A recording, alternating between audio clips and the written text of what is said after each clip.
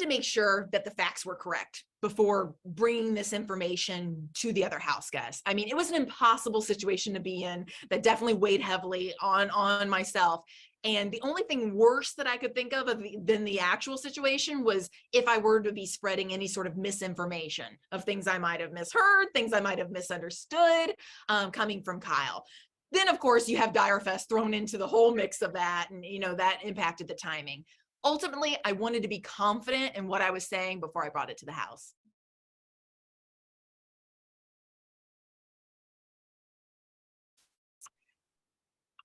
I have a lot of questions for Michael, and I really want to give him the benefit of the doubt and really hear him out and his answers. I know he was thrown into an impossible situation of self-preservation mode on the double eviction night. The one thing I would like to understand is, I trusted him with something very personal, which was my career. He was the only person who understood that, and he knew that that didn't really have anything to do with the game. He also said everything about me was a lie, and that included my career, which caused the other house guests to really question way more about me than the fact that I'm a hypnotherapist. Some people thought that I wasn't married when I said I was. Some people thought my wedding ring was fake. Like, people's minds went wild. And that was one of the reasons why I ended up coming clean to the Final Four to say, no, I am just a hypnotherapist.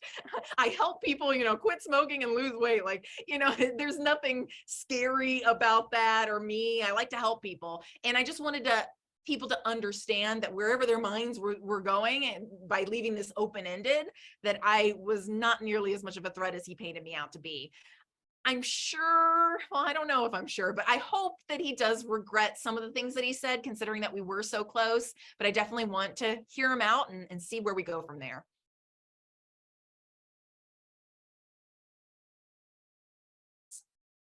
Now, let's say on a personal level, I love Indy to death. I love everyone in the house. You don't ever want to see anyone cry. That was really difficult. And I know I shed a few tears too, telling her how, much danger she was in that week. On the other hand, it was kind of baffling to us, although now makes sense that I've had the opportunity to talk with Alyssa, but sort of baffling that everybody else on the other side of the house was always sort of in defensive mode of their own game and never even asked if we were in other alliances or what was going on. That question was never even posed. It was always kind of defending themselves in survival mode for the other side of the house. I don't regret the tactic.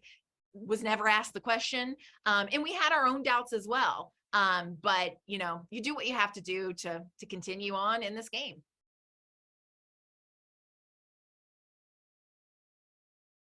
It's so crazy. You don't know what you don't know, right? I'm just coming out of this house. I only have my own perspective here. I would think that it really, truly would be best for Taylor's game to have me there. And I do think she tried as much as she could to make those arguments to Monty. I could be wrong, but that is the impression that I got. Monty, on the other hand, I think he was pretty set on me being the target for a couple weeks now. So I don't know if there was too much more that I could have done, but I'm not going to go down without a fight.